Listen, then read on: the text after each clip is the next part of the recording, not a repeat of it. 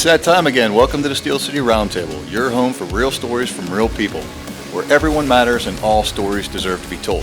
Enjoy the show. Before we get down to the meat and potatoes of the show, we have to go over our legal disclaimer. The views and opinions expressed on the Steel City Roundtable are for entertainment and informational purposes only. We are not professionals or affiliated with any professional organizations. If you are in crisis, dial 911 immediately and seek professional help. And here are your hosts.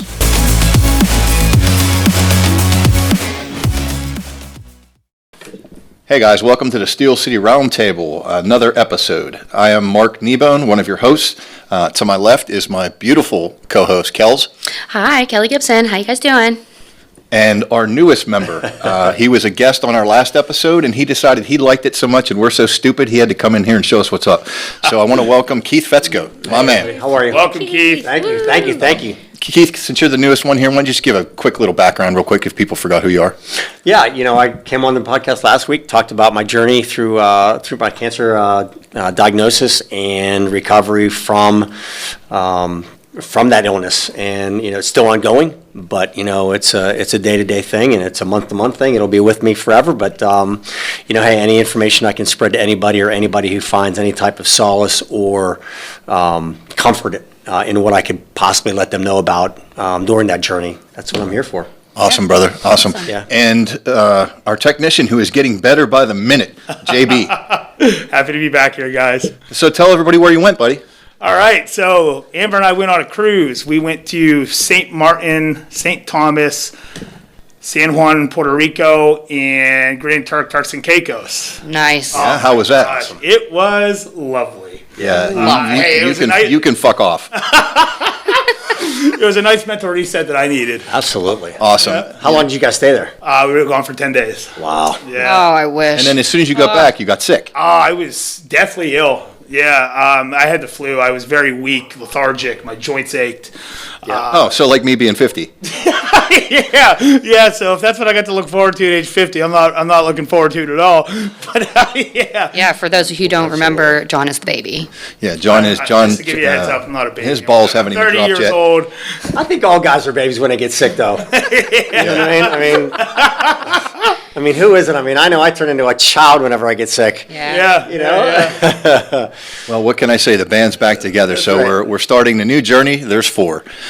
So today, Kells, I think you had a really good idea for a topic. Why don't you get this thing started? Yeah, so we were batting some ideas around, and something that's real near and dear to my heart that is really important to get information out there is about domestic violence and the horrific things that I went through that maybe I can put out there that people don't know is abuse. You know what I mean? Like we talked about the phone thing. Remember, It was like episode 2 or something. Yeah, not having a phone. Not having a phone because I was supposed to be home to answer the phone. I actually thought that was ridiculous. It's ridiculous. You were to be home to answer the phone. To be home were the exact words. Yeah. To be home. Yes. That was ridiculous. It is true. And You will be banished from the kingdom.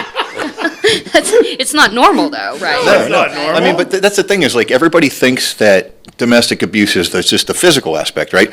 There's the emotional aspect. There's the little things, no affection or being very cold to someone, being very short with someone. That could be abuse because it could affect your mental health.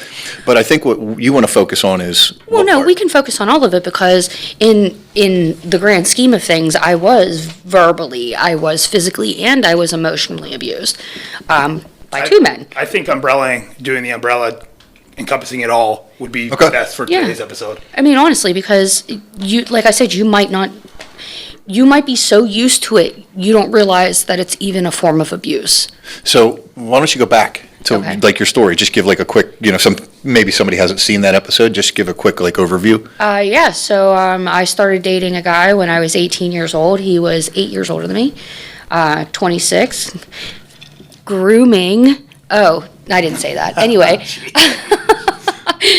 He was 26, I was 18, I got pregnant, I had a daughter. After my daughter was born, he became extremely physically abusive, to the point of breaking fingers, breaking toes, things that you wouldn't notice, things I could explain away, you know? Right. And then also there were things like he would buy me clothes. Like after I gained 83 pounds with my daughter, and I'm a very small person, so like that's really heavy on Hence me. the pillows that you have to sit on. Yeah, my pillows, guys. Princess and the Pea over here. I need to start wearing my crown when I wear my pillows. It took us 4 minutes to get off track completely. Yeah, I know, right? Like, I think that's a new record. That's a record. That's a new record, because usually we get at least 20 minutes in. But yeah, no, he would do things like he knew that I was a certain size clothes, and he would buy something that would be 3 sizes too small, and I'd really like it. I'd pull it out, and he'd be like, yeah, you have a little bit of time, you can try and fit into that. Like, that type of, like, just breaking you down. See, that's not cool. I mean, I'm sorry. I didn't mean to interject. But No, interject. That's like mental abuse. Like, you're trying to hurt somebody. You're trying to make them feel less of themselves. Yeah, I mean, it was even still, like, it was things like, he told me the only time he could be intimate with me was when he was drunk because I was so disgustingly fat. Gosh. You know, like, this is the man that says, and then in the next breath he'd say, but I love you. Yeah. Well, But I it's need like you. saying, it's like saying something, saying like, no offense, but, Yeah. Yeah. That's mean- all part of the control aspect of it. Absolutely, absolutely. And just for the record, anybody out there, if you're going to say no offense, but you're definitely going to offend somebody. It's a stupid saying. Just an example. Yeah, you're saying it because you're ready to offend somebody. Yeah, just because you Yeah. say no offense doesn't make it less offensive. Yeah, or it doesn't mean it's not going to hurt my feelings. I mean, Makes you wonder. It just doesn't.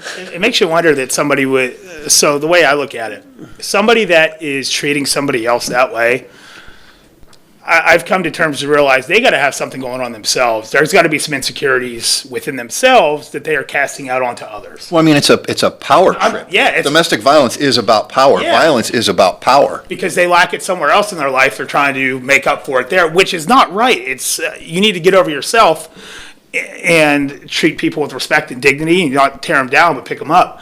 That's just the way I look at it. There's something going on deeper.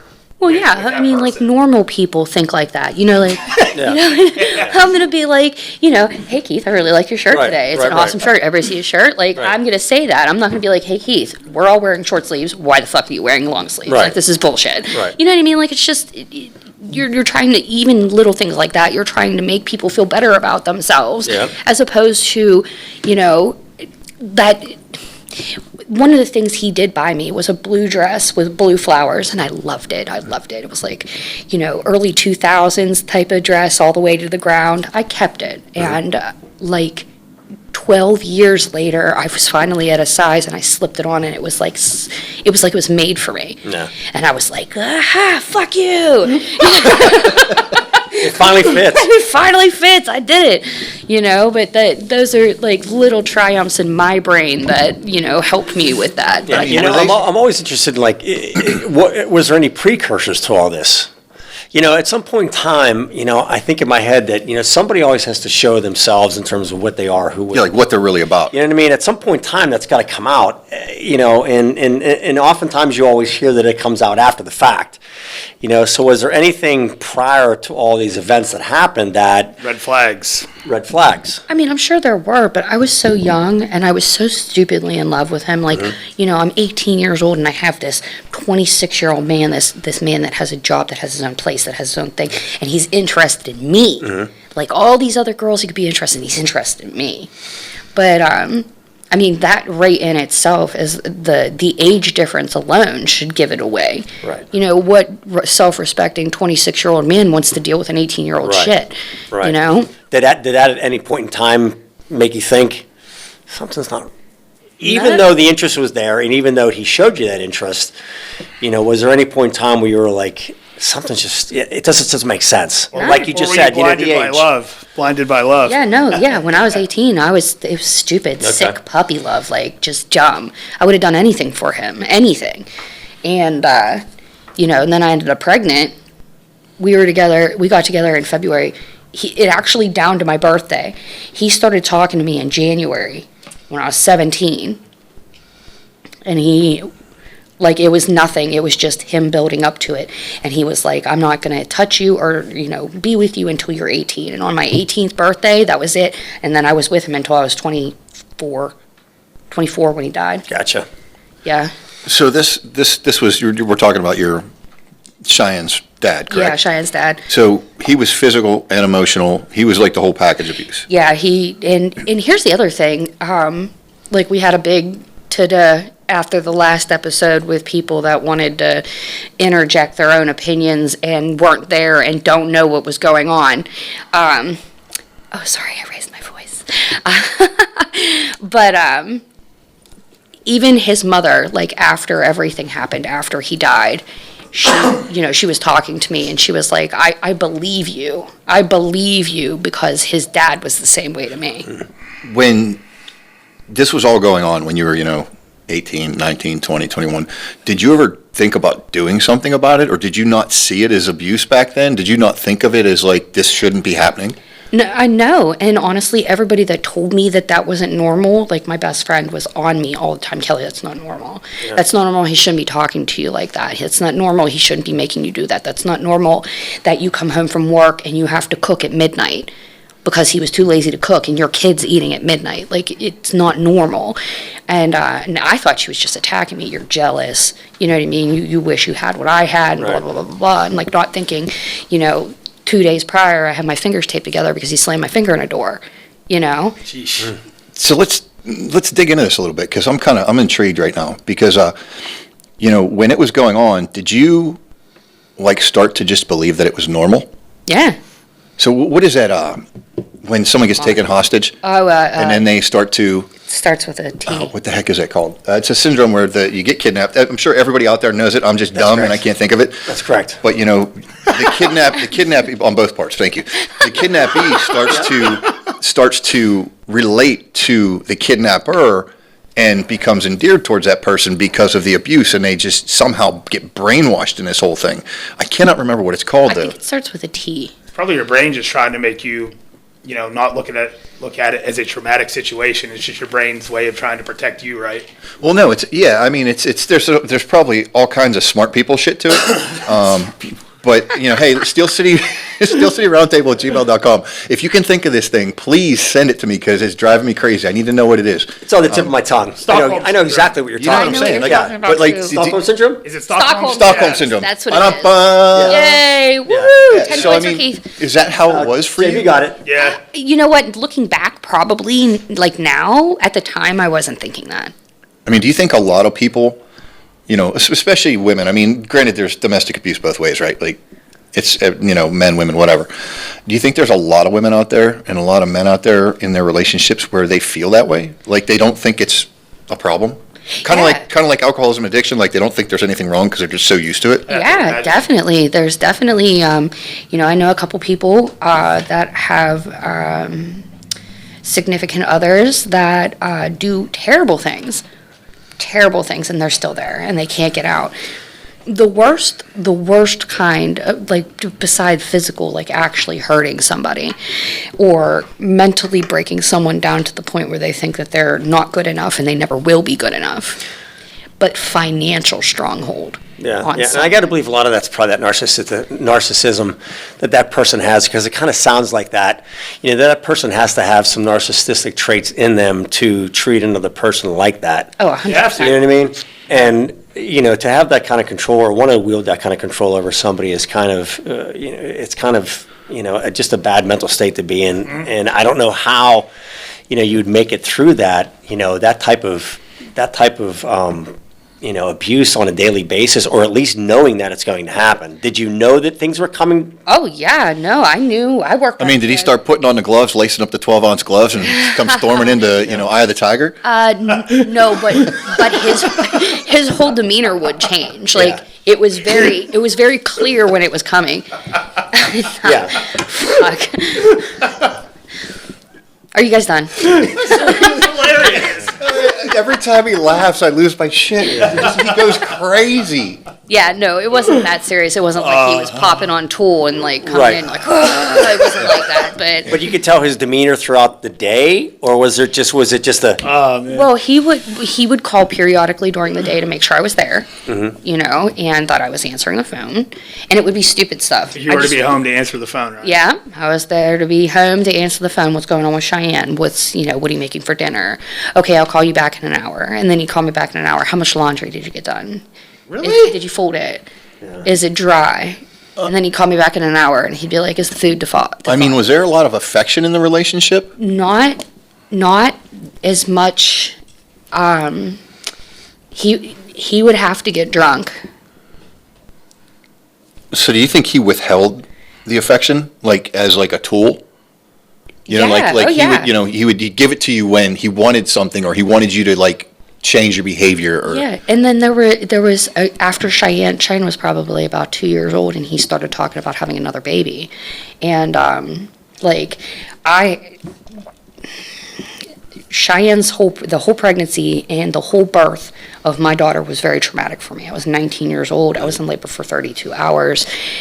She 9 stitches. She was 21 inches long. She was huge. She had jaundice. I had to bring her home on a billy blanket. It was like the worst experience of my life. Like, I got an awesome kid out of it. Like, all of that led to this super awesome kid. Mm-hmm. But like, I never wanted to get pregnant again. I never wanted to have another baby. And at that point, the abuse was Because of the pregnancy, or just because of the situation? both. It was both at that point, because like his behavior was escalating, and I knew eventually it was going to get to a point where he wasn't just putting his hands on me, he was putting his hands on my daughter too. That's scary. Yeah. So,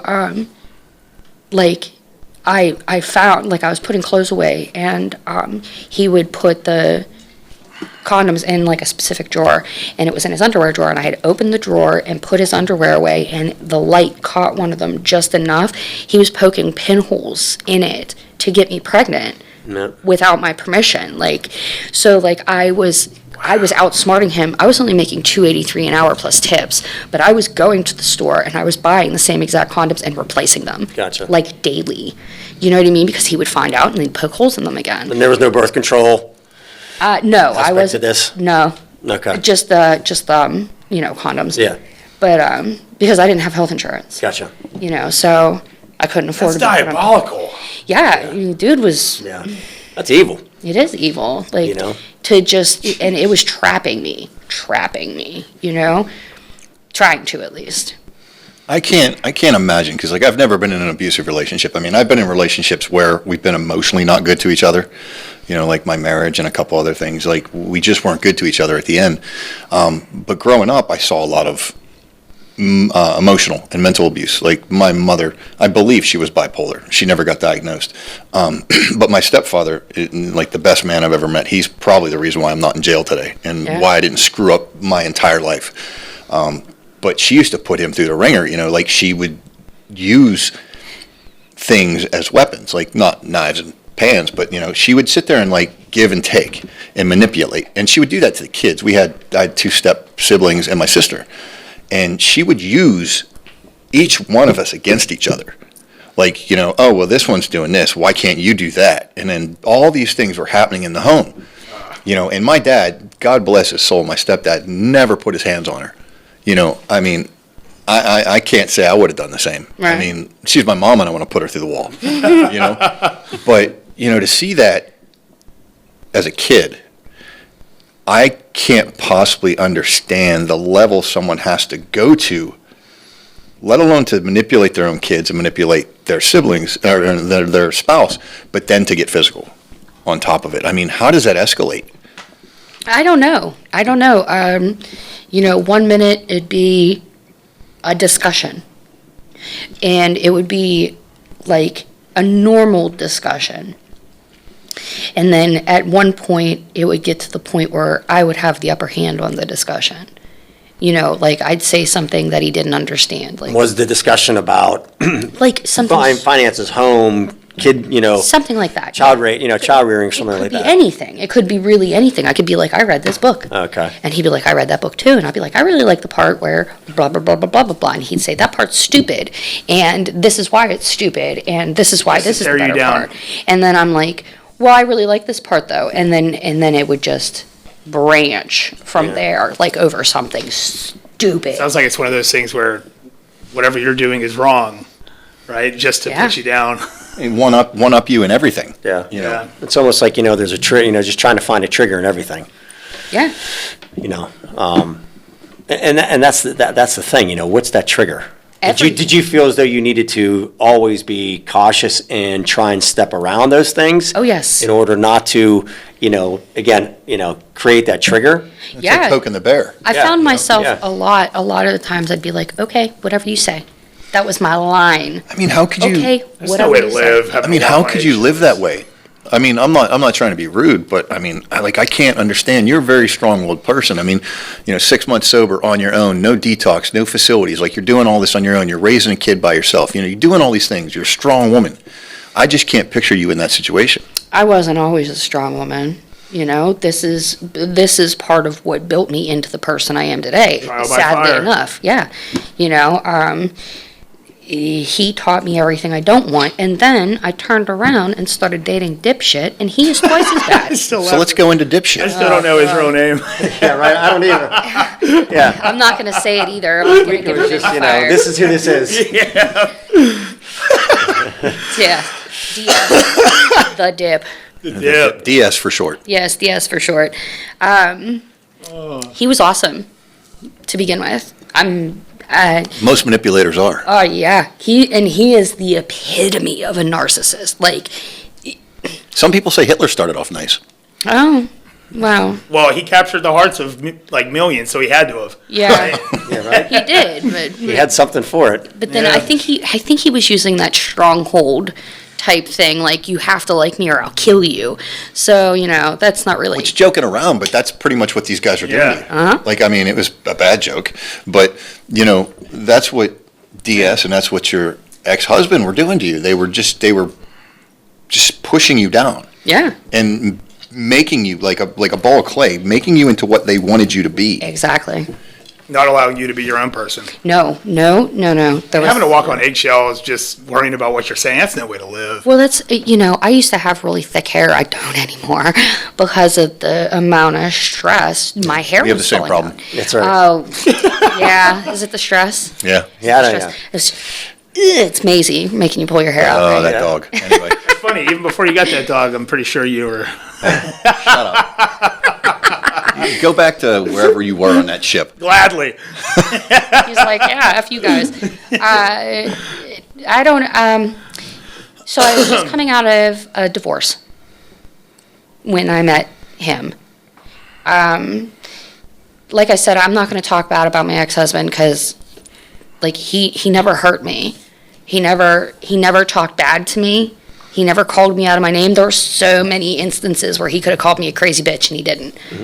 He was, in like, And this is number 2. yeah, that was number Okay, 2. okay. Yes. It's hard to keep track. It's only 3, for Yeah. Christ's sake. Yeah, my ex-husband, he's just emotionally unavailable. Okay. And so for years, that was a problem. That was a problem because I'm a very emotional person. Like, I call, like when I talk to Mark, I tell him I love him. He gets hugs, you get hugs. John gets hugs. Like, you know what I mean? I'm physical, I'm that type of person, and he just isn't. Yeah. Just isn't. And that's really what tore our relationship apart was him being emotionally unavailable, but never abusive. He was never abusive to me. So I divorced him, and He never reciprocated in any type of, I mean, he did. But it's really, it was just very cold, very stoic. yes, he Like, is. he did it because he knew he had to. No, he just that's just the way he was. And I've known him for a really long time. I've known him since I was 12. Okay. And one of the things with him is I always feel safe with him. He's always made me feel safe. Like when all this happened with dipshit, one of the first phone calls I made was to my ex-husband. Like one of the very first phone calls I made. I said, I need you. And he was there, So like I said, like we have a bond together. We're very good friends. It's not romantic anymore, but You bring up a really interesting point, though, because I remember when the Halloween thing happened, when you went through that really bad thing, and that's when we first talked. And I just remember, I'm like, no offense, I'm like, this crazy bitch is out of her mind. She's losing her shit. You know what I mean? I didn't know her yet. And then you started talking and started telling you a story. And, me being ex-law enforcement, my first thing was like to try to help you, get help, to get away from this guy. I mean, looking back on Halloween and where you are now, I mean, unfortunately, do you think Halloween kind of had to happen for things to change for you to like get the picture that this was no good for you? 100%. Yeah. And I'm not saying that because it's cool. I'm just, And hopefully there are women out there that don't have to get to the point where the man literally came up behind me and stuck his forearm like military style across my throat and lifted me off the ground. Yeesh. And he's significantly bigger than I am. Like, you've seen pictures. Yeah. I'll show you pictures afterwards. He's significantly bigger than I am. He just tossed me around like a rag doll. And then I'm running for my life. My car keys were in the house. I ran. I grabbed them. I come around a corner. I'm running to the front door, and he comes up behind me with one hand and slams the front door shut, grabs me by the back of my dress, and just one-handed throws me backwards into the wall. Like, that should tell you how strong this man is, Right. And, it just... It took that to knock some sense into me, and I hope no other woman has to go through that for real to get to the point where you have to be physically harmed to get help, but I did. I'm that stubborn. I mean, go ahead. Is it stubborn, or is it just like you said, you were so in love with this person, I think you kind of walk a fine line there, you know what I mean? Because you get blinded by a lot of things. Well, even he was saying, it started really when I detoxed from, which is over a year now, just so you know. Congratulations. Over a year Yeah, nice. off of pills. Good job. I detoxed, and there was 2 months later, and we got into this rip-roaring fight, just screaming at each other. And he was like, I don't know what it is, but there's something different. There's something wrong with you. And that's what it was. He didn't have the drugs to hold over me anymore. And I'm finally getting clear-headed, and I'm like, this is not normal. This is not how you treat people. This is not how you talk to people. This is not what you do. There's something wrong with you. It's not me, it's you. And he just, it's not me, it's you. You're crazy, And I'm like, I don't like the way you talk to me. And he was like, well, I talk to you like that because 3 weeks ago you said you didn't like my T-shirt, or, whatever it was, some ridiculous, stupid reason, just true narcissist. But it was actually to the point, Halloween, I was looking for an escape plan. Like, it was at that point where I was trying to figure out if I could go to my mother's. I had friends that were offering me spare bedrooms and basements and, different places I could go. And it was just a matter of trying to find a way to get to these different places. And then that happened, and that clinched it. Because I told him, if you ever put your hands on me again, I'm going to call the cops. Yeah. You're never going to put your hands on me again, ever.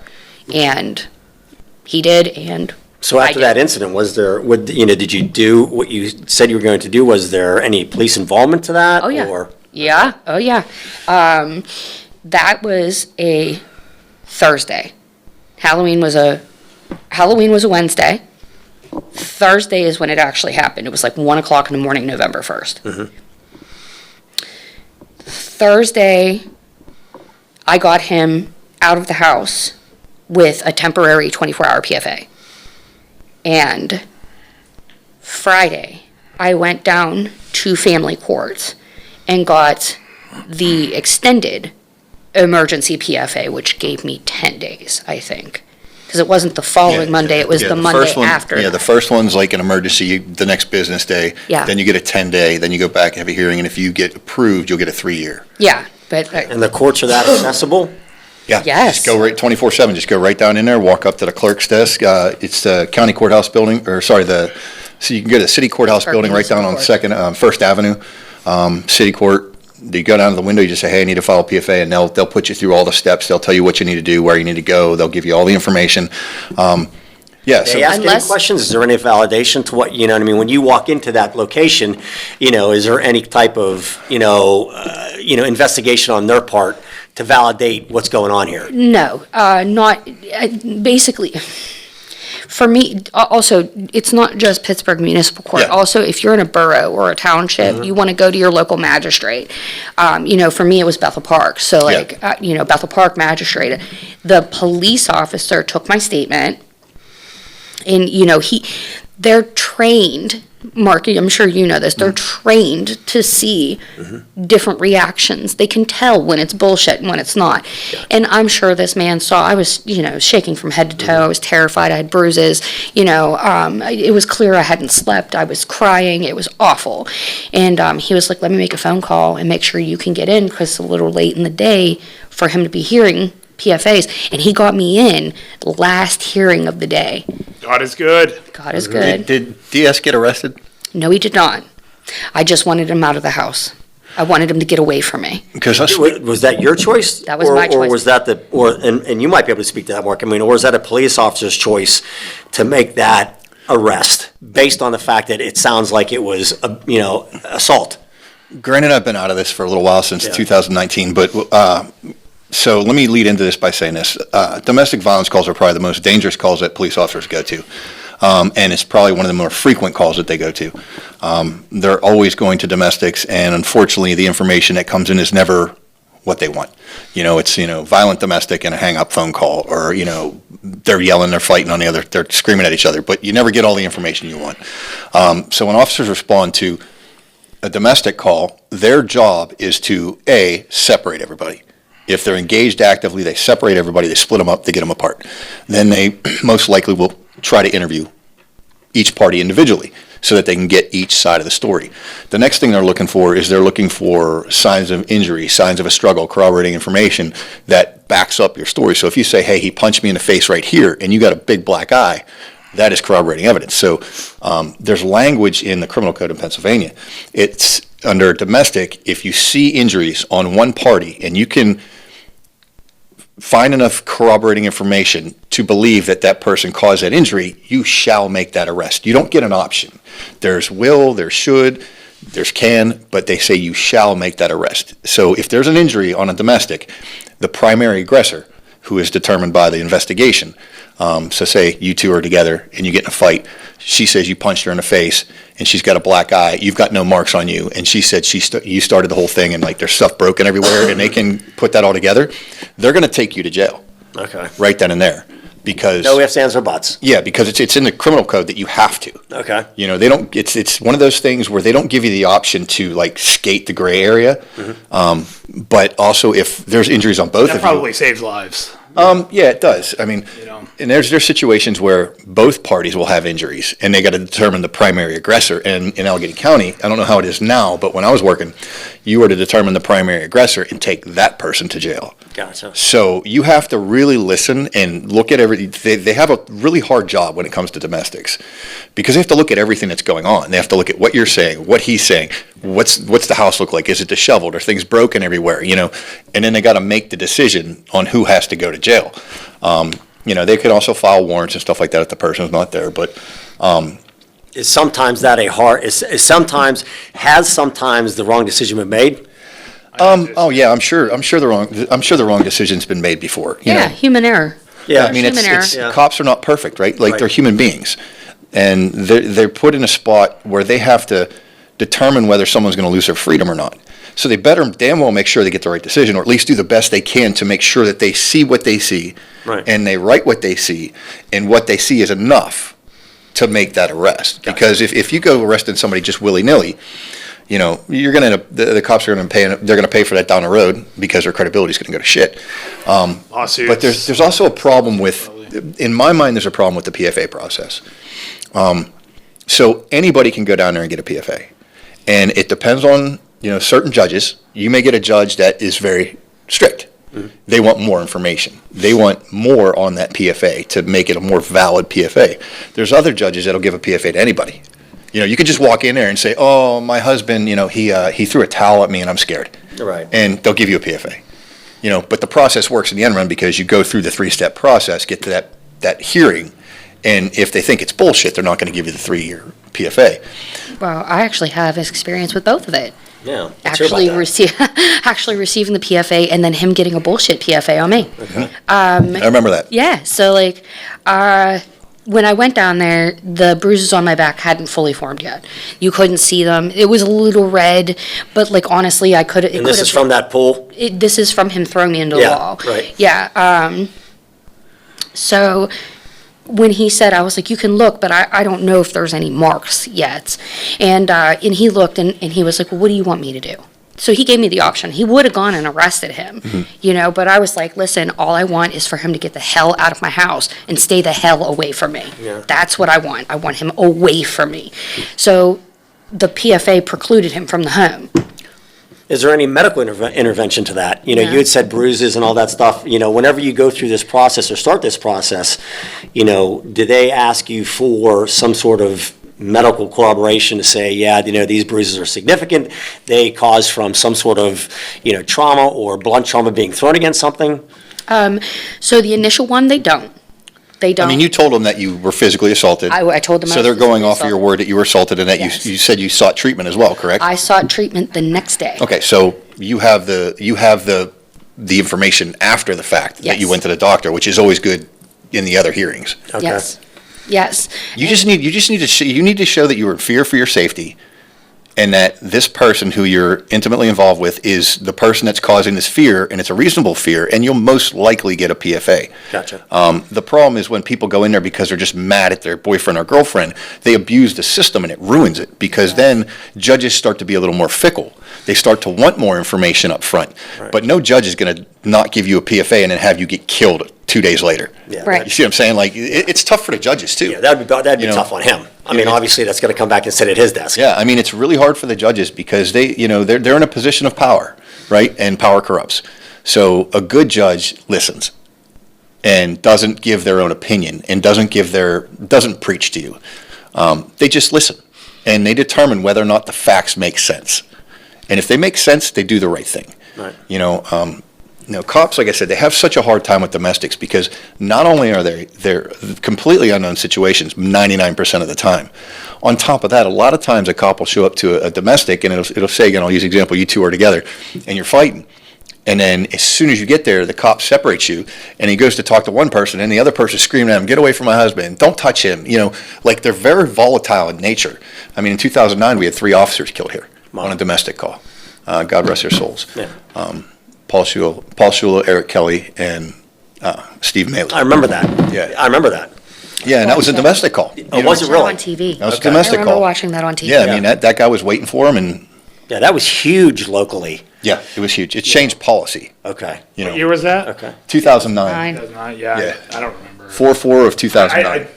So he was waiting for, so there was an alternate, I don't want to Plan- booger it, but if Yeah. I remember correctly, and I may be wrong in some of the details, but if I remember correctly, it was a call from the mother stating that her son was out of control. And when the first officer arrived, he started shooting. okay. And, it just led to 3 officers dying as a result of that call. And up until that point, we didn't carry assault rifles, Pittsburgh police didn't carry assault rifles in their cars. That was something that came afterwards. Gotcha. It was a gun battle for forever. Yeah, it was hours. It was It hours hours. because, cops were showing up and they're running out of ammo. Yeah. Because they're using handguns. They were completely unequipped. Yeah. And they had to wait for the SWAT team to respond. And God, the SWAT team in Pittsburgh is amazing. Those guys are awesome. If you ever have to meet them, you definitely did something fucking wrong. But that's still qualified as a domestic? Because like in my mind, when I think of domestics, I think family. of, Mother, daughter, son. It doesn't have to be someone you're intimate with. It and can I be a think that family might be member. interesting for people to understand, that it does not have to be a relationship between, 2 people in terms of, dating marriage. Girlfriend, wife, husband. Yeah, I mean, the It- it- stereotypical is the romantic relationship, Right, right? and that's what I think of when I think of domestics. Yeah. I think of 2 people together, they're arguing, they're fighting, and, some sort of physicality took place. Yeah.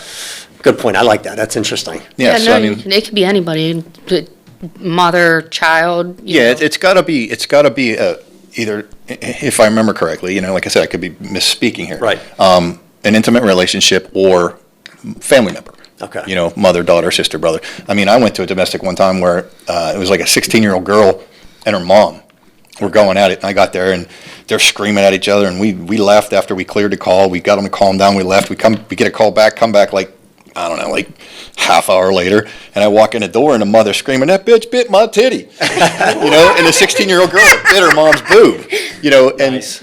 long story short, Yeah, some nice. people that I worked with remember this call, and they still make fun of me about it, because this chick ended up like punching me in the face and all this crazy shit, but like they're nuts, like they're completely crazy. Domestics are so far outside the realm of logical thinking. You don't know what's going to happen. Everybody's running off emotion. You're running off of emotion, and anytime somebody runs purely off emotion, logical thinking is out the window. Yeah. So the cops come in, and they got to be the voice of reason in this scenario where it's just total chaos. Yeah. So like with your situation, I mean, you went to the magistrate. You don't have to go to the magistrate to handle a domestic. You can call 911 and say, "Hey, I got a domestic. This guy's beating the crap out of me. This girl's beating the crap out of me." The cops will show up. They'll do their best to determine what the hell's going on. And if somebody needs to be arrested, they will make that arrest. They will carry out the law. But also, if you call the cops for a domestic, you don't change your mind when they get there. Like a lot of people will change their mind when they show up. "Oh, we don't need you. Nothing's going on." Well, guess what? We're here. Yeah. Once the cops are there, you no longer really have the right to say, "Get out of my house right away." They have to check to make sure everybody is okay. They can still make entry? Well, they don't make entry. Okay. There's circumstances that come about that will allow you to force entry into a residence. That's Gotcha. a whole nother story. Okay. But, they have to, if they fear someone's being hurt, killed, raped, stabbed, they got to make sure they're all right. Yeah. They have to do everything in their power to determine that the parties involved are safe. Yeah. Because at the end of the day, the number one goal in the domestic is not to arrest somebody. It's to stop the action and make sure everybody's okay. Right. You don't want to go to a domestic and, just blow it off and leave, and then that guy kicks the crap out of his girlfriend an hour later. You have to sit there, and these calls come back on cops all the time. I remember when I worked, there were several cases that became big cases in the area I worked in because people didn't think the cops did the right thing, but they followed procedure. Gotcha. And that's where things get muddied because people don't understand, the general public, that there's procedures, there's laws, and there's common sense. Yeah. Cops have to use all those things together. Yeah. They can't use just one because just one gets them in a jackpot. Right. They have to think through 12 steps ahead. Chestnut checkers. No, I mean, like when you go to a domestic, you have to have a game plan. Any cop has to have a game plan. Yeah. They're thinking about it in the car. Like you get a call for, shots fired, like the cop's going, "Okay, I'm going to get there. All right, first thing I'm going to do is I'm going to take my safety off my gun. I'm going to be ready to pull my weapon if I need to. I'm going to be scanning the area. I'm going to have my mic out so I can get to it quickly." All these things are going through their head because they're planning for the worst. So when a cop comes to a domestic, especially a violent domestic, there's a good chance they're going to be amped up a little bit because they're expecting the worst. Right. That's how they go home. Yeah. Because if you show up to a domestic and you're just lollygagging in the door, that's when guys get hurt. Yeah. That's when women get hurt. Yeah. They have to be ready. So, cut them some slack out there, folks. When the cops show up to a domestic, they're not trying to be dicks. They just don't know what's going on, and they got to protect themselves and their partners and make sure everybody, including the people they're dealing with, are going home safely. And that's a lot of pressure. It's a lot of pressure. Yeah, So absolutely. I'm gonna say this. I'm not gonna say what entity. I'm not going to say any names, but I know of a person in law enforcement that is when they go on a call that is going to be violent, like there's already some sort of violent thing going on, they play really heavy metal and just driving down the street like, ah, like just pumping themselves up. Listen, I got at a pursuit, and I was on 376 doing like 90 miles an hour, and all you hear on the radio in between me talking on the mic is "Moves Like Jagger" by Maroon 5. It's like cranked all the way up. It's just blaring in the radio, so I'm keying up the mic, and then I'm getting off, and "Moves Like Jagger." Yeah. So yeah, I mean, listen, I'm not speaking for every cop, but every cop does something different. They put their game face on. Some people listen to music. I mean, me, I would try to think through like a couple steps ahead. Like, if I go in a door and they're fighting, what am I going to do? If I go in a door and they're not fighting, what am I going to do? It's just, I know we got kind of way off track here, but, law enforcement, even though I'm not in it anymore, is still a passion of mine. Like, I still have a lot of opinions on what goes on, and I still have a lot of probably useless knowledge. Well, I mean, it was such a, long part of your life. I mean, there's no way that you could, get away from that, and you did it for so long that, I'm quite sure you still have a huge, attraction to that. So, I mean, I always worry about talking about it because I feel like since I've been gone since 2019, like I don't really have a right to talk about it. But, I mean, the stuff you learn, I worked 5 years. I think you put your time in. I mean, Yeah, I think anybody who's done that and done that work, I don't think you ever lose your right to talk about, that type of profession since it is so, at times chaotic. It has to be specific. It's a lot of emotion involved, and you have a lot of responsibilities, not only to yourself but the people that you're around. So I think at any point in time you should never feel that way. I agree. The domestic thing really sticks home because I went to so many in 12 years. And you got to know people. Like, you go to the same house over and over and over again, and you know them by name, and Wow. you just want to sit there and go, dude, if you got a job, you wouldn't be fighting with your wife all day long. But you can't say that. You can't be that honest.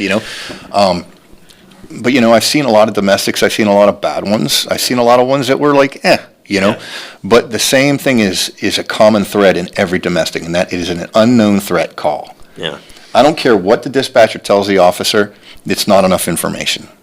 The officer wants names, dates, descriptions, actions, surroundings, weapons. Like after that,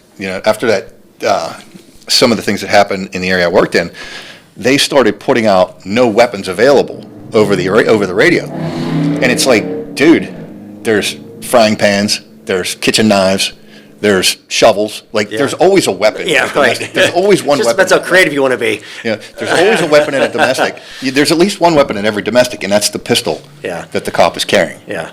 No matter what, there's always one weapon in a domestic. Right.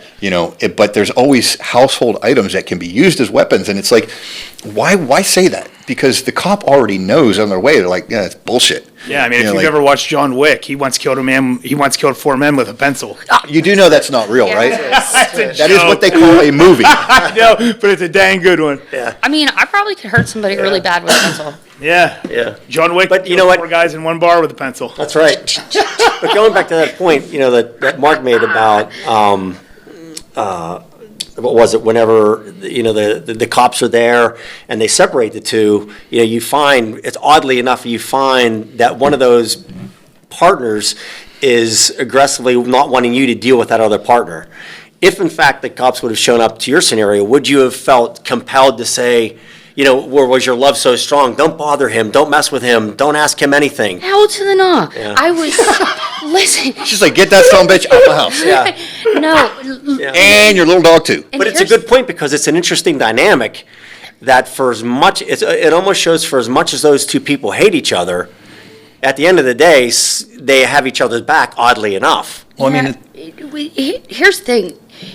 I wish they would have called the cops that night, but when he was choking me, I was on the front porch of my house in a nice neighborhood.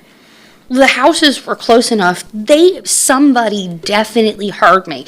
And like, once he realized he was really choking the life out of me, like, I started making noise, like when he dropped me and I started screaming, fire, help, fire, fire. And he's like grabbing me by my face and dragging me into the house, like, stop it.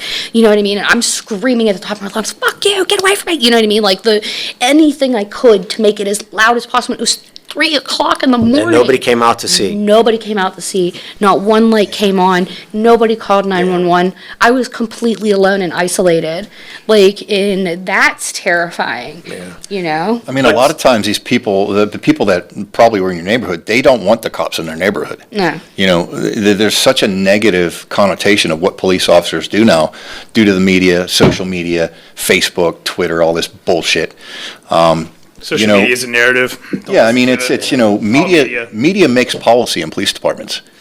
bad stories in the news will change the way a police department acts. No, It it's will happening right change, now. it'll Yeah, change what they absolutely. do. You know, I mean, the department I came from, you know, it was back when I started in 2007, it was go arrest every bad guy you could find. You know, when I left, it was like, I'm going the other way. You know, I don't want to get in trouble. I don't want to lose my house. I don't want to get sued federally. I don't want to go to federal prison because I, you know, messed somebody up and they deserved it. So these guys and girls are dealing with so much bullshit right now. That's why Just- America's just to the way show it is up. now. Just to get in that car with that shield on their chest every day and to go out there knowing that there's a good chance that if they just do their job, they're going to get in trouble. You know, Just to do your job. just to do their job. Yeah. And that's not, like I said, there's That's, good cops. that's an amazing statement.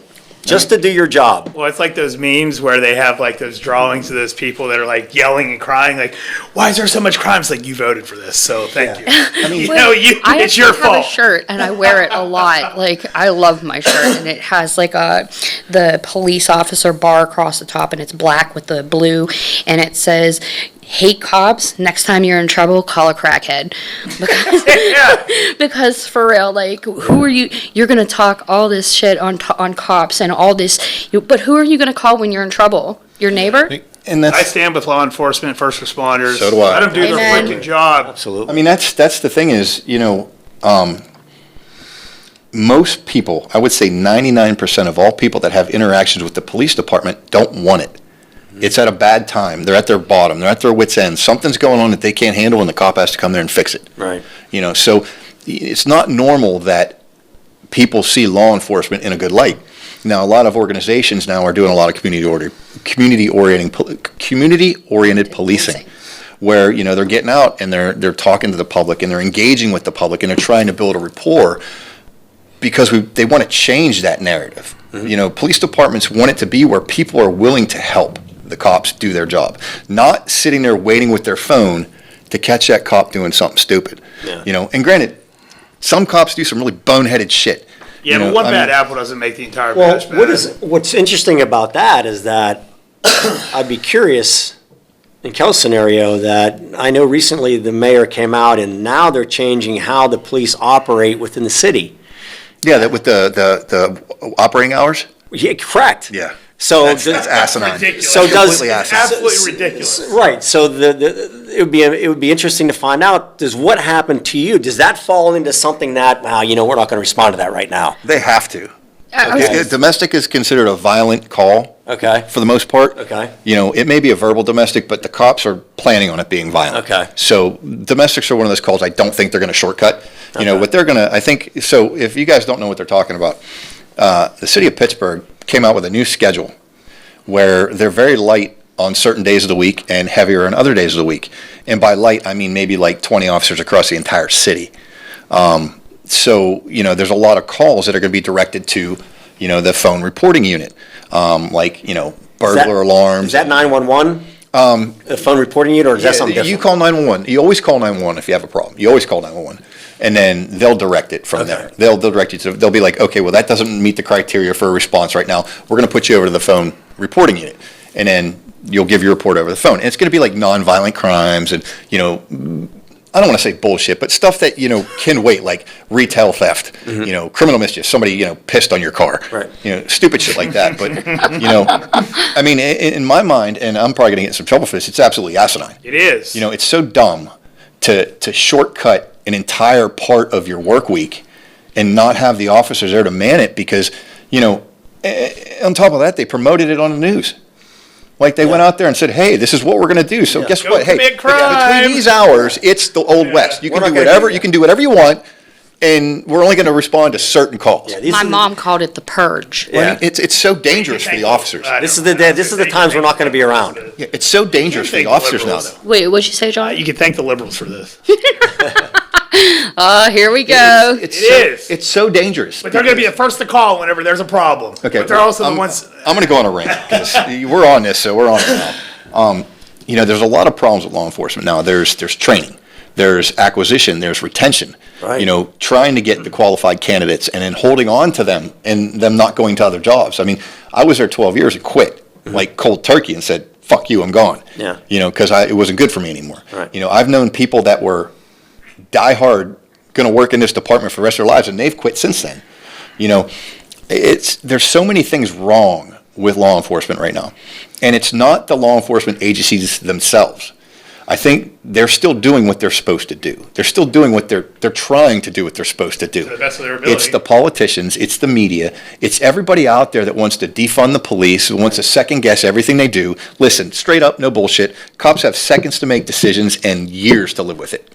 Yeah. You know, you don't get to do it over. Well, you said you made a good point. Years to live with it. Not only that, you make a bad decision, and all of a sudden you're in court, you're getting sued. All those things. That collateral damage comes from just making that one decision. Also, that's real. what sense does it make to take money away from the police officer where they can get the training that they need, where they can get the things that they need to keep themselves and keep the general public at large safe? What cities are going to continue to do is they're going to continue to cut their department size, and then use that surplus money to do the training. And that's my opinion. They're going to keep bare minimum on the job so that they have the extra surplus to use for the training and whatnot. I mean, listen, man, the training is subpar. I mean, straight up, it's subpar. There's certain departments like the Pittsburgh Police Department. They do a lot of really good shit now. Their SWAT team does a lot of really excellent training. They have a lot of good things that they've implemented in the last 10 years that are phenomenal, right? But a lot of departments, you only qualify on your pistol once a year. Right. So 365 days a year, you maybe shoot 30 rounds through your pistol, through your duty weapon. Guess what? Homeboy in the street corner, he's shooting every chance he gets. That's right. He may miss everything he shoots at because he's shooting sideways, but I mean, but they're practicing. They're practicing. Like, it's no longer a game of respect. When I started, it was at the tail end when I started. It was the cops had a job to do and the bad guys had a job to do. Mm-hmm. The two didn't cross paths unless you got caught. Right. They didn't go out there with the goal of hurting you as a cop. They wanted to get away from you. Yeah. They ran. They fought to get away. Now it's like they're planning ways to kill cops. I mean, just look at the news, man. Like, every day there's something going on. A cop's getting messed up, shot, run over. I mean, it's crazy. Like, you go on Facebook and you see these things, these GoFundMe pages every day. Yeah. Because now it is no longer an equal respect. And I know it sounds weird to say respect a criminal, but right. As long as they're not doing anything, they're not hurting anybody. They're not your problem right then and there. Right. But when they break the law and you're there, then they're your problem. Yeah. And now they are actively looking at ways to kill cops. Yeah. It's almost like the balance of power is now shifting. Well, like I said, you can thank the liberals, you can thank the politicians, you can thank the media, because all of them have come together and just deballed police departments, just cut their nuts off. Yeah. But it's also interesting you said that, how many times that they may shoot their, discharge their weapon throughout the course of a year. I happen to live out by the county training facility. Out there in Allison Park. Exactly. Yeah. And I hear it. I used to shoot there all the time. Okay. I hear it on a rare occasion. So it's funny you said that, because that's probably true. The only time they're, discharging that weapon is when they're out at the barracks, shooting, whatever they're doing, qualifying. Or on their own time. Right, or on their own time. But I will tell you that it happens, Very rarely. Very rarely do you hear it, or do I hear it. Yeah. I have a better chance of driving out past, North Park and watching them do the fire. Well, a lot of those, tower. A lot of those have scheduled hours through the township because they don't want to bother the neighbors. Okay. So they may shoot between 8 and 4 p.m. Yeah. Because that's when people are at work and it's the least amount of disruption to the everyday business of everybody that lives around it. Good point. But a lot of departments, they don't even give you ammunition to shoot with on your own time. You got to buy your own ammo. And now, I don't know, it's like $40 a box of 20 rounds. I don't even know. Yeah. I literally haven't shot my gun since I quit. Yeah. I stopped. I don't need, I don't care. You know what I mean? But, unfortunately, the training is getting better, but it's not where it should be, because, you see a lot of these things that have happened in the last couple years in Pittsburgh alone, and, cops are afraid to get dirty. They're afraid to go hands-on with somebody now. Do you think the media's going to rip them apart? Yeah. And they're going to get second-guessed by everybody, because use of force is ugly no matter how you slice it. It just looks bad. Do you think that's why some of the police officers are now migrating away from the city? A city doesn't have to be Pittsburgh. Like a metropolitan area? But they're going into like the suburbs. Hell yeah. And working those forces because, at least in the town that I live in, not a whole lot happens. I mean, they're going to places where they think that they can ride out the next 20 years There you go. and not lose their job and lose their house. Yeah. when I started with the Metropolitan Department I worked with, I think they averaged like 300,000 calls to service a year. Mm-hmm. That's across the entire area. And as time has gone on, that number has dropped because less and less people want to call the police. Yeah. You know, it's just it's so fucked up right now because, you know, like I said, I keep coming back to this. Like, they need better training. They need more money. They don't need to be defunded. They need funding. Absolutely. You know, I think when I tested, it was like 1,000 people or something like that, and they can't get that in a year now. Yeah. You know, nobody wants to be a cop because they watch the news, they watch media, they see all this shit like, man, if I got to lump somebody in the head, I'm going to go to jail. And it's not true. You know, if you can articulate what you did, and what you did was reasonable, and an objective officer would see that and say, yeah, I would probably do the same thing. That's reasonable. Mm-hmm. You're going to be okay. Yeah. The problem is people don't know how to write what they see. They don't know how to write what they do. You know, they're afraid to put their hands on somebody, so they'll do the jig around them for 20 minutes and try not to touch them. Yeah. When you can end that scenario like that if you just follow your use of force and escalate it when it needs to be escalated and follow the platform. You know, you don't go from like grabbing somebody the arm and shooting them in the chest. Yeah. You know, like there's steps, you know. Yeah. You That's know, a little bit of a reach. you know, like hands to your baton, to your pepper spray. Right, you keep right, right. escalating. You always go one step past what they're doing Yeah. to stop them. Yeah. You know, and now it's like people, they forget that they can still use force, or they're just scared to. Yeah. You know, because they know that if they do it, they got to answer for it. You know, and the thing is, if you're righteous across the board. Yeah. No matter what any Yahoo in a courtroom says or some stupid politician says, Yeah. or, you know, I'm not going to name the news stations around here, but they may say something stupid. Yeah. But, you know, at the end of the day, if the cop is righteous and they follow their training and they do things the way they're supposed to, and that's, you know, priority of life scale, the cop is the last. Everything else comes before them. People, Right. property, victims, you know. Put everybody else before yourself. But always remember that, you know, you have tools to use to protect yourself. You're not supposed to go out there and just get smacked around. Yeah. You know, and that's what's happening. Yeah. You know, and then you got all these people on social media, you know, posting with their cute little uniforms on in their cars and their makeup's all done or their tattoos are showing, and you want me to take you seriously? I don't fucking think so. Yeah, right. You know, like, you wonder why these cops are gearing towards you because you look like a tool. Yeah. Well, that's like Absolutely. yesterday. I was with my whole family because my cousin died, and we had a memorial. And my uncle is former county SWAT, and He has knows the deal. yeah, he's scary. He's in his upper 70s, and I'm scared of him. Like, still, he's SWAT guys are no bullshit. Oh, man. no. bullshit. No, he's like told us stories where he was like jumping through ceilings and like all kinds of stuff. Badass. Oh, sure. He was there with a bunch of his retired friends. All of them dressed in suits. They look nice. They're all respectable. Like, everything's clean shaven, and they're retired. You know, like, they always looked nice. I remember even like when I was younger and I'd go to his house and any of them would be there. They always looked nice. They always put together, not scruffy, not tatted all up, not bull ring in their nose. Yeah, I mean, 99% of the police officers out there are good. Yeah. They're inherently good. They took the job for the right reason. Right. They took the job because they hate crime and they want to stop it. Right. You know, or they want to help people. Or, you know, I mean, I took it because I was an idiot and everything else I'd done failed.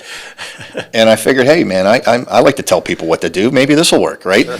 And I ended up being okay at it. You know, I could talk to people. I could engage in a conversation. And one of the skills I think that's fallen off for law enforcement officers is the gift of gab, the ability to talk someone down.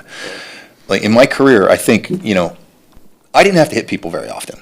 You know, I didn't have to really go physical very often because, I mean, granted, I'm 6'3", with my uniform on, I weighed like 265, you know, but I also listened and I talked, you know, and that's, you know, the department I work with, they have a lot of people that are good at that. Yeah. You know, they're very good at de-escalating the situation because you don't always have to go to a tool on your belt. You know, the most important tool you have is what they tell you is your pen, you know, and your mouth. You know, if you can write and you can think and you can talk, you've got a good chance of being successful in law enforcement because, you know, at the end of the day, 9 times out of 10, I want to talk you down. I don't want to get physical because I don't want to touch you. Yeah. I don't like touching people. Yeah. You know, I just don't like it. You know, searching people, I hated it. Yeah. You know, but, you know, now people are so, like, in their own shell. You know, they tell you, oh, you know, if you do your job right, you're going to get sued. Yeah, probably. But if you do your job right, doesn't matter if you get sued. That's right. Because you did it right. That's right. You know, And somewhere out there, someone will back you up on that. yeah, I mean, Somehow, some way. you know, you just do what you're told. You do what you're taught. You know, there's case law and there's rules out there, and there's a, you know, MPOETC, the organization that certifies police officers in Pennsylvania. They have rules and guidelines that you follow. Yeah. And then there's this thing called Title 18. It's the criminal code. Like, it tells you what you can arrest for, what you can't arrest for. Yeah. You know, use of force is taught by your department. Yeah. You know, they are responsible to teach you what you can and can't do. You know, unfortunately, it's just, like I said, it's the media, it's the politicians. Like, nobody wants to get their hands dirty anymore. Everybody wants to wash their hands of the police departments and be like, hey, man, that's your fault. Fuck you. Yeah. You know, and that's not right, because these folks go to work every day not knowing if they're coming home to their wife, their husband, their kids, their mom, their dad, and they're doing it selflessly. Yeah. You know, like, I mean, honestly, the ad for police departments is, hey, you want to get spit on, called a racist, called a piece of shit, hit, punched, kicked, yelled at, sign up. Yeah. This is what you're going to get. Yeah. So the people that are doing it right now, I want to say thank you, because you are probably doing it in the worst time that we've seen. And it's going to get worse. Yeah, It just it is, because, you know, the rules keep changing. You know, it's you can't keep up with the game when the rules change. Yeah. You know, so I just hope that these departments start to remember that their law enforcement officers are their greatest tool. Yeah. You know, they're their prized possession. Yeah, that's good Treat them like that. That's good stuff. You're right. You said two words, rules and guidelines. So based on going, trying to make this come full circle back to Cal. Yeah, please. Do you think that over the past two relationships that you've had, in your own mind, do you think that you've instituted any different or new rules and guidelines for you to follow so that this doesn't happen to you again? Because that had to be horrifying, that had to be awful. What rules and guidelines have you instituted to make sure, or at least guard from yourself, that these things don't happen again? Well, number one, first and foremost, you can't be under any influence of any substance. You can't be a drinker. You can't be on drugs. You can't. I can't. Why is that? Do they take advantage? I mean, is it because that leaves yourself open for some sort of a control mechanism? No, that leaves because you're not in your right mind. Judgment. Your judgment is skewed. The last one. Oh, the most recent one. The last one. The most recent one? Yes, the last one. Let me show you what a black belt does. Yeah, let me show you what a black belt. I hope you're watching this, because we laugh at you. It's so not funny. but It's not so funny. I mean, he got drunk and left me 17 effing messages. Some video messages and text messages about how he was going to come after us, he was right. this and I'm that. so proud of you for not sticking around. No, and I couldn't, because it just it was to the point now where my friends are getting I care about Mark way more than a guy I've been with for 3 weeks. Mm-hmm. You know what I mean? Oh, I do. I love you're gonna make me cry. Oh, do we have some tissue? Do we have the paper towel from Mr. I Spill Everything? Yeah, I only spilled 2 drinks today. Only. I spilled Sounds like a Saturday for me. Yeah. I spilled my energy drink twice. Yeah, but you're right though. I mean, you can put any words you want on it, rules or guidelines or, whatever. I mean, but there's got to be something moving forward that's going to allow you to, again, get away from that type of mentality of a person. I mean, I think I've seen a change in you. I mean, here's a lot of it. I didn't think I was worth it. Mm-hmm. I was to a point where I was made to feel like my points weren't valid, my feelings weren't valid, my ideas weren't valid, I wasn't valid. Mm-hmm.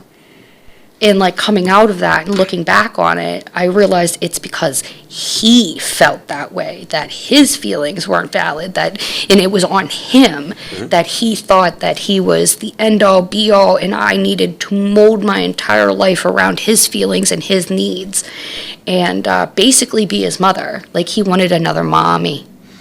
Yeah.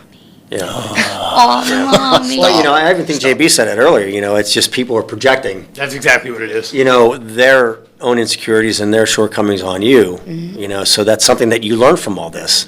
So, I guess moving forward, I mean, how do you think you filter your interactions with other men, or is there certain, antennas you have up? She started dating women. You wish. I do. If I just brought some hot chick in here, like, yeah, this is my girlfriend. Gee. I have no chill, okay? Like, we can do this. Like, That's definitely getting edited you out. cannot embarrass me. Mark quits. What's the number on the computer? What's the number? 83, 13, something like that? What? Technical difficulties, Okay. y'all. Sorry, our technician needed to get some information so he could, Do do his the job. technician stuff. Yeah. I was going to say something. Oh, back to the PFA thing, just really quick, because this might be something that somebody runs into. When I filed my PFA, I had a weapons attachment to it because he had firearms. Okay. And to be perfectly honest, like, to this day, he just followed me a week ago. A week ago. Like, we have been broken up since the 1st of November, and he's still following me. It's April. Like, Good point, though. Since there are weapons involved, does that elicit any interaction from a police force? Now they know this, and they know that there's weapons in that home, or this person has or carries them. Is there any interaction that would be escalated from the police force to make visits or to how do I want to say? like, check up on the Yeah, situation? No, yeah. they're not going to come back. But what they are going to do is, when you file your PFA, they're going to ask you if there's any weapons in the house, and you just put there yes. And what they do is they add a weapons attachment, and the weapons attachment gives them the right to go into your home and take those weapons until the PFA is satisfied. So, I had his guns taken. Makes me wonder, because, how many of these instances that you're describing end in a bad way with weapons and, things like that, shootings. Do you think that there is something, and Mark, you may know, do you think there is a gap in the system where okay, fine, we know, we've been told, we have identified that there are weapons on site. Do you think there's a gap in the situation that there should be more interaction from the police force with this person? Well, Yeah, you still have rights. Yeah. You still have rights. You still You have your still have a right. First Amendment right. You Still still have got your Second Second Amendment. Amendment. So, they can't just if it were me and I knew there was a problem at a house and there was a constant issue, I mean, I would be listening for that house number. You know what I mean? I'd be listening for that call, or I'd be giving any information that I had to the investigating officer, saying, "Hey, I've been there 17 times. Like, I know this guy. This is how he acts. Blah blah blah blah blah." But you can't just go and start taking people's shit. There has to be reasons. There has to be articulable reasons, and a judge has to agree with this shit. Okay. In order for you to really go after someone and their weapons. Which makes me wonder what the hell his judge was thinking when they gave him his PFA. He went and got a PFA against me. This is where the Yeah. problem lies, right? This is- He got a retaliatory PFA. And they all knew it was Yeah, retaliatory. screw you. You got one on me. I'm going to get one on you. Right. Yeah, Right. they It's all- one-upping the person. Even the police literally told me it was bullshit. Yeah. This is bullshit. One of the police officers, when I went to drop my gun off, and I was in tears because I had a weapons attachment too, because I have Second Amendment right, and I exercise my right to do so. He had my gun taken off of me, but based on a premise that I proved wasn't true. He said that I was driving by his home at 3:00 in the afternoon on the Sunday after, and he was afraid for him and his daddy's life. Yeah. Because just so everybody knows, so I can embarrass this fat asshole further, I live on my own, and he has to live with his daddy. So, Yeah. But when you say weapons attachment, what does that mean? And is there anybody out there that may need to understand, what that means, and what things are in place if you do have that? If you are a concealed carry or a carry person. well, when you fill out the paperwork, there is a spot for it, and it's going to specifically ask if there's any weapons in the home, or if the person carries any weapons. Like, there's a whole section on it, and you fill it out, and you tell them what you know, when the police officers go over it, they're going to say, where are these firearms? Does he carry any? Would they be on him?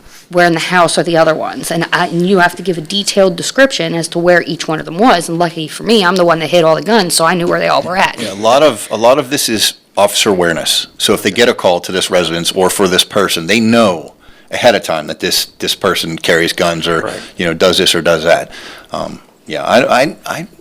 Honestly, I'm not an expert on weapons attachments. To be honest with you, I'm not an expert on anything. To be honest with you, Right. but yeah, I think that's a big part of it is to be transparent so the officers know what they're getting into. Yeah.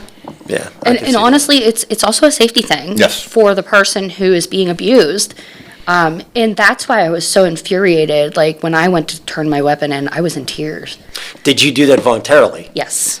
Okay. Yes, they called me. With him, they showed up at the house and just took them. With me, they called me and they said, Kelly, there's a weapons attachment. Yeah. Now, that's interesting. Did you do that? Did you turn it in voluntarily out of safeguard for yourself or just the situation? Knowing that it would be volatile, could it have gotten volatile enough to where something bad would happen? Look, I'm not stupid enough to tell a cop, no, I'm not giving you my gun, even though there's a court order that says you have to give it. Be able to get it back. And Yeah, if I want it back, I'm just going to give it to them. Gotcha. And that's what I did. I unloaded it, ammo separate, put the trigger guard on it, stuck it in the case, stuck it in my trunk, and went to the police station, and they came out and collected it. They gave me a receipt, and that was the end of that. And then they did a courtesy call. What was it, last month? When he called? Last month, they called me and they said, just so you know, Mr. So-and-so has requested his firearms back, and we're giving them to him. Gotcha. And I was like, oh, how do I get mine back? Right. And- Yeah, I would think that'd be your next thing to do would be, I need to somehow be on the same level as that person. And they did. I said, what do I need to do? What do I need to fill out? Do I file a motion with family court? He was like, no, just ask me. I was like, can I have my gun back? And he was like, yeah, sure. It's that simple, huh? So, I probably should have never been taken away from you in the first place, but I get. And that's the problem with the system. I mean, nothing's perfect, right? So, like I said before, anybody can file for a PFA. It depends on the judge. A judge could give every person that walks in there a PFA, and that's their prerogative. honestly, I think he pulled a favor. Maybe, who knows? I mean, I think that this should not be something to make someone apprehensive about getting a PFA. No. Right? Like, listen, if you need one, go get one. Yeah. The judges, they understand. And most judges will give you a PFA if you have a legitimate reason. Just don't go in there half-cocked with some stupid story that you're full of shit and then go, hey, I want a PFA. Right, and don't embellish either. Yeah, don't ruin the system for everyone else. Seriously. What was interesting to me, I had no idea that you could do that 24/7. I thought if something happened at, midnight, then obviously the people show up who need to show up to take and de-escalate the situation, but I thought you would have to do that something the next morning. I didn't know that was available for you at all times. A lot of times, that's interesting. A lot of times an officer will go to, say, there's a domestic and one party's there and the other party's gone. They're like, go get a PFA, 661st Avenue, which is where the people in the city go. Go get a PFA, they're open 24/7, and then they explain the process. You'll get an emergency PFA today, it's good till Monday morning at 8 o'clock, they're going to go down for another hearing, you'll get, if everything goes the way you think it will, you'll get a 10-day, and then go back again for the final hearing, and if everything's cool, you'll get a 3-year, and then that's entered into the system, that's statewide, they'll know that this guy has a PFA against him, and so if somebody gets a call, if she calls and goes, hey, so-and-so's outside my house, it's in the system. They're going to know, But the toughest part is serving them sometimes. Actually serving the papers physically to the person, because they have to get that paper. Okay. You know what I mean? And you don't want to do it on your own. You don't want to try to serve a PFA on your own. No. Let law enforcement do that. That's their job. That's safe. You don't want to get involved in that. But when they get that paper, then they've been officially served, so they know that they have a PFA. It's kind of hard to violate somebody on a PFA if they don't know they have one. Gotcha. You know what I mean? Yeah, that's interesting. And at this point right now, we don't have a PFA. It's called a consent decree. But in the consent decree, there is a clause that says that we should not stalk, harass, or basically bother each other. It's like a no contact. It's like a no contact, and dude just can't stay away. Yeah, yeah. He is constantly violating this thing. It's and there's nothing I could do about it. Right. Well, Now, with that being said, social media might come into a play. I mean, is there any way that you could, in some way, when he's there and you see him, I mean, film that, put it on, record that, and then show that to somebody? Does that count, or could that help anything? Sure. I mean, I guess I could, but really what you need to do is call the police. Yeah, I mean, Need to call if they're still coming around after all this, you can still file police reports. Yeah, and I can still. You can still file charges if he's violating the law. Yeah, and I can call my lawyer and have them go back for my PFA. Like, we can reenact the PFA. Gotcha. The consent decree, basically, we have assets that need to be split. There's a couple things that happen, like he stole my cats. He still has my car key. Mm-hmm. We own a home together, So there are things that needed to be figured out beyond PFA. Yeah. And like I said, the cat was due to come back in January. I still don't have my cat at April. Mm-hmm. He has my car keys. We've asked 7 or 8 times for my car keys. He won't give them back.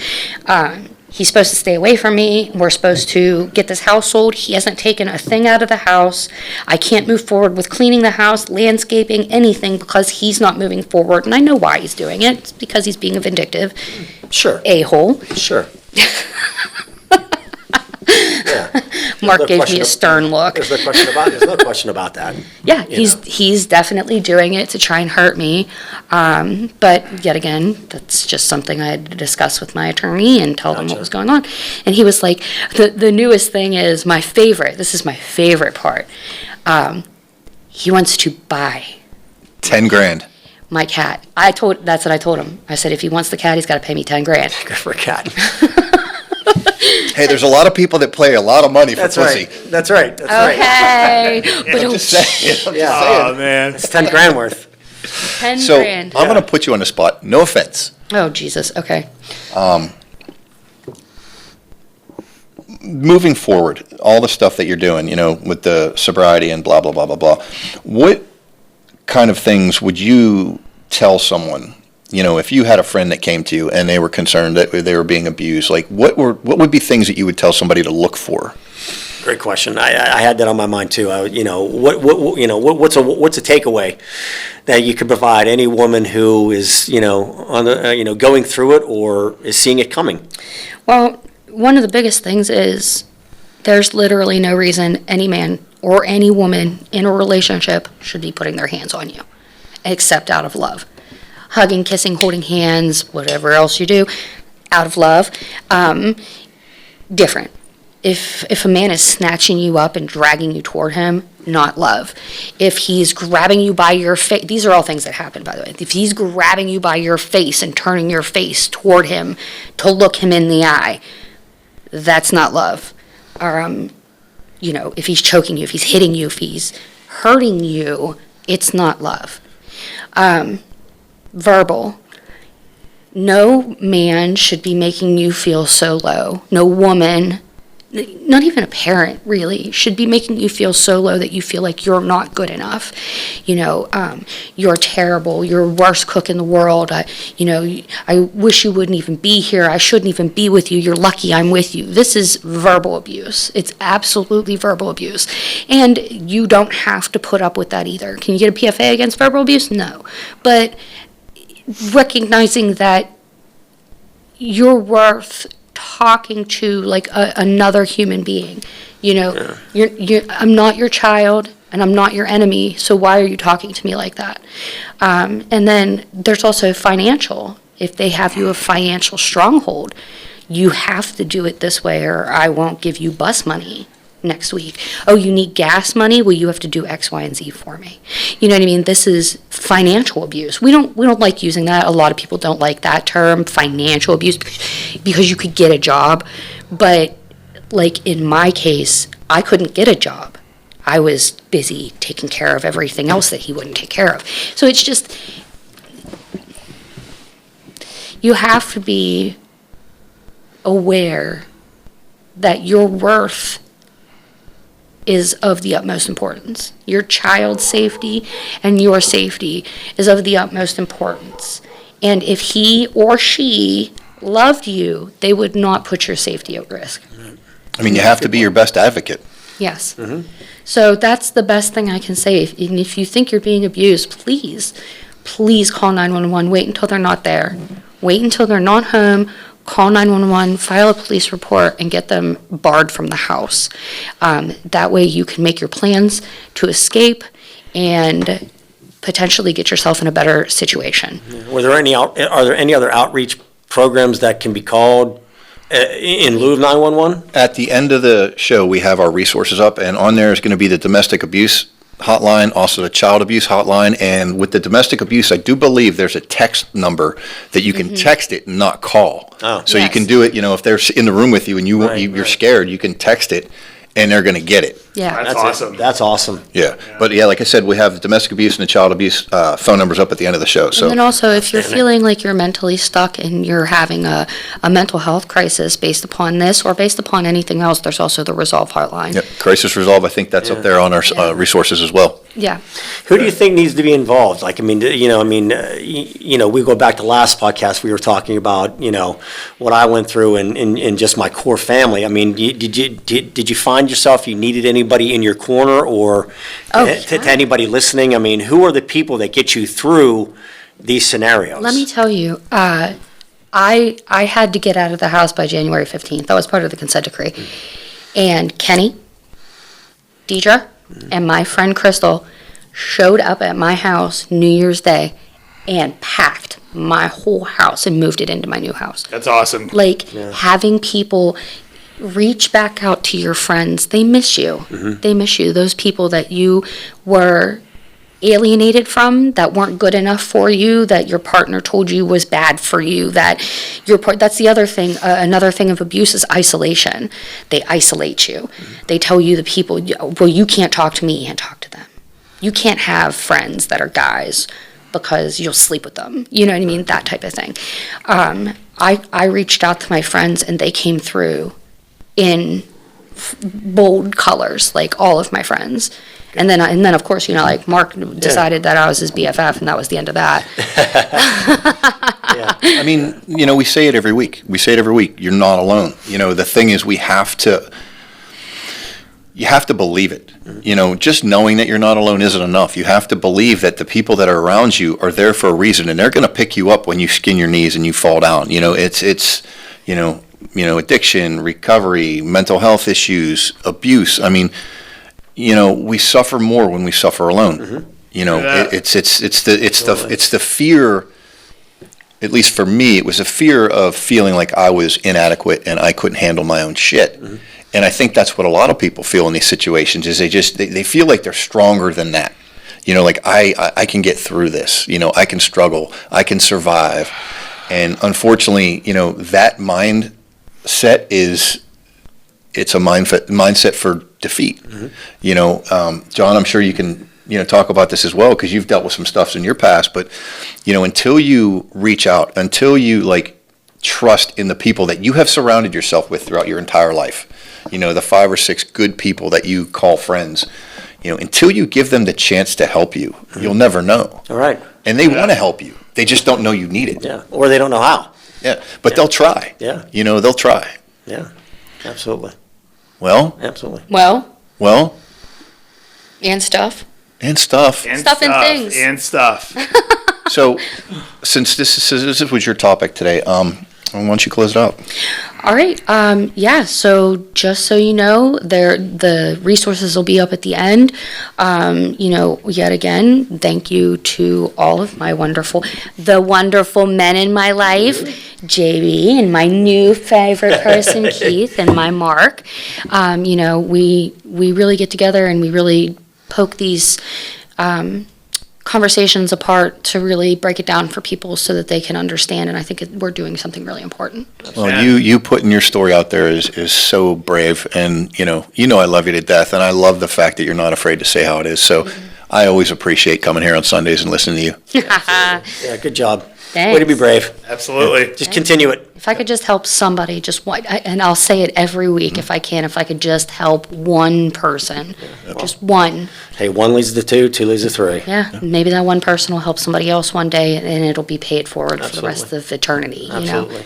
What do you got to say there, Big Keith? No, I think it was a very interesting, conversation. Like I said, much respect. Just continue to be brave, strong, and always know that you have people that can to lean on and help you through those things. I think it was an incredible, scenario you walked us through, and again, moving forward, I just hope that everybody like that finds their way out of your life.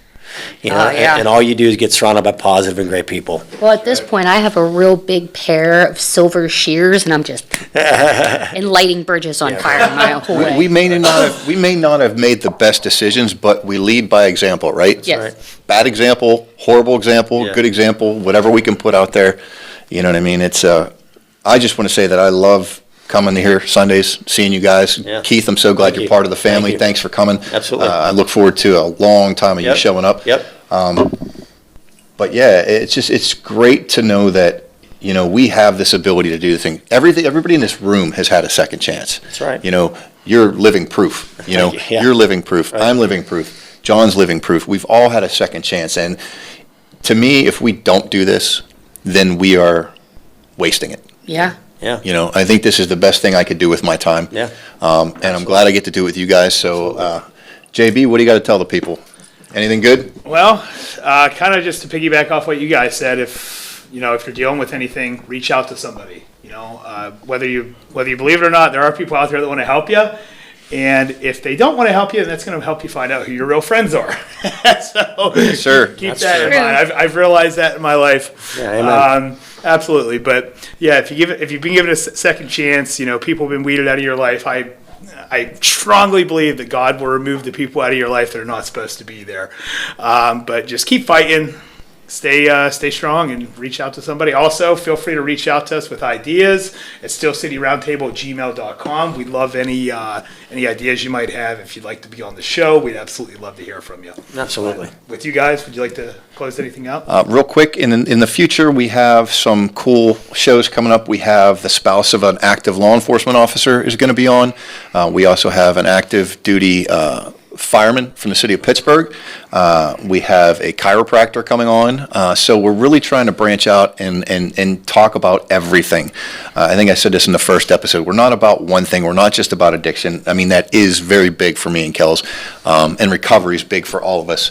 But we are here to talk about whatever we want to talk about, because that's why we do this. Yeah, those will be some good ones. Nothing's Yeah, off. so Honestly, nothing's off limits. yeah, nothing's off limits to these clowns. But listen, we love you guys. Thank you Say for what I joining want. us again. And just please remember that you're not alone. If you reach out and you start to believe in the power bigger than you, greater than you, that is controlling what happens in your life, you don't have control, my friends. I don't have control. Reach out to your higher power and put faith in something bigger than yourself, and you will break the cycle of whatever you're dealing with. And always remember, there's an empty seat here for you at the Steel City Roundtable. We love you guys. Thanks, guys. Bye. Thank next you. Thank you.